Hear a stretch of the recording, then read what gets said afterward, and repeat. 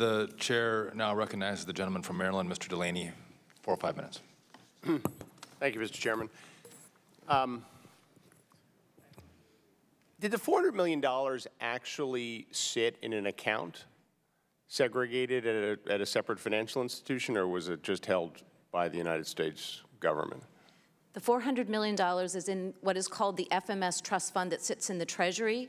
All FMS customers pay funds into there, and then they are separated through separate holding accounts for each customer. But is it kind of fungible cash, or is it actually segregated in a separate account? I mean, when you say it's held at the Treasury, does that mean it's effectively fungible with all the cash of the United States and it's just tracked as a separate account, or is there actually somewhere the equivalent of a bank account at a large financial institution where there's a statement that says there's $400 million of cash sitting in there? I believe my colleagues at the Treasury could maybe speak to this more, but my understanding is that it is an account within the U.S. Treasury. Okay. So it seems like what effectively happened in the middle of 2015 is 3 things came together simultaneously: the Iran nuclear agreement, the prisoner exchange swap, and then the settlement of this claim. Is that the right way of thinking about it? 3 separate transactions or 3 separate agreements were reached by 3 separate teams? Congressman, that's correct. We sought to finalize all of those issues on the same, or on around the same time, to take advantage of the diplomatic momentum we have. So as it relates to this claim, is it fair to say that a legal obligation of the United States of America was created in mid-2015 to pay $1.7 billion?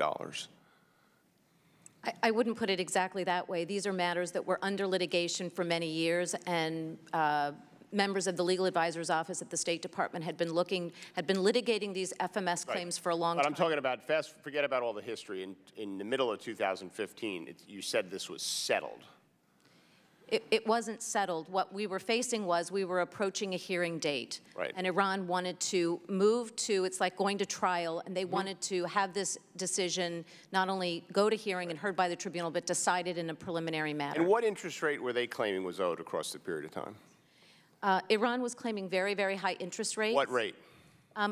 This is an area that I would prefer not to get into in this. It looks like we settled at a slightly higher than a 4% interest rate. Is that right? I don't know exactly what that translates into. There was certainly a methodology behind that, and I'd be happy to go through that in a closed setting. Right. And do you know what the average interest rate, Treasury rate across the period of time was? I do know that in the early 1970s and 1980s, the interest rates were around 18, 19, 20%. Right, they were high. I mean, and I haven't done the exact math, but just looking at the chart, it looks like the average Fed rate across the period of time was about 8%, and you settled for about 4%. And the power of compounding is such that at 8%, it would have been $8 or $9 billion, and at 4%, it was $1.3 billion. So that's the bargain you thought you negotiated. Is that correct? We agreed to the disposition and a compromise on interest. That's right. And so was it actually a legal obligation, would you say? I mean, you say you agreed and you settled, but was there any kind of formal agreement that was reached where somewhere in the books of the United States of America we entered a $1.7 billion liability? I'm not sure I understand the question, but we certainly... So if someone would have asked the government in the fall of 2015, how much do we owe Iran? Would they have said $1.7 billion, or would they have said $400 million? Again, this is, as was referred to by one of your colleagues, this is a matter of litigation risk, and these are the kinds of issues we look at like any litigating parties when you're actively litigating claims. And we could discuss that, some of that litigation risk in a closed setting. So I guess the question, was this settled in mid-2015, or was it still open-ended? In mid-2015, we were discussing this with Iran, and there was some urgency because we felt that this was going to go to hearing and then a decision by the tribunal. Were you still discussing it in September of 2015? Yes. And December of 2015? Yes. Iran filed its hearing proposal in November of 2015. What day do we think we actually agreed to the $1.7 billion? Like that number?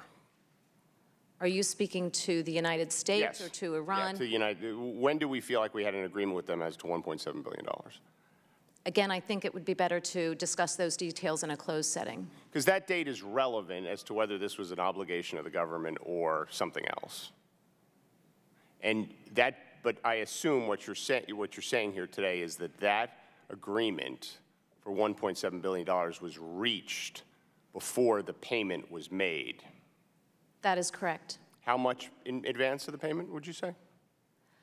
Again, on issues of timing, we certainly had agreed with Iran sometime before the payment was made. I wasn't involved in all the details. Does sometime mean more than 30 days, or more than 60 days, or more than 90 days? It was less than 30 days. Okay, thank you. The gentleman's time has expired. The